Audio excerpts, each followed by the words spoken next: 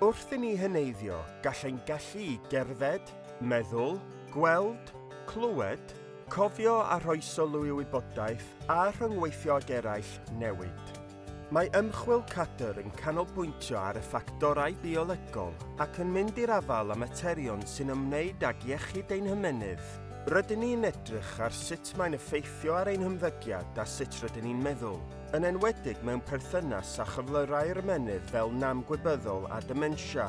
Mae gennym ddiddordeb mewn newidiadau sy'n digwydd yn yr ymenydd yng nghamau amrywiol gwybyddiaeth fasglaidd, neu fel y cyfeirir ato'n aml, Dementia fasglaidd, a sut mae hyn yn dylanwadu nid yn unig ar allu unigolyn i ryngweithio'n gymdeithasol a'i amgylchoedd, ond hefyd sut mae hyn yn effeithio ar fyw gyda'r cyflwr hwn.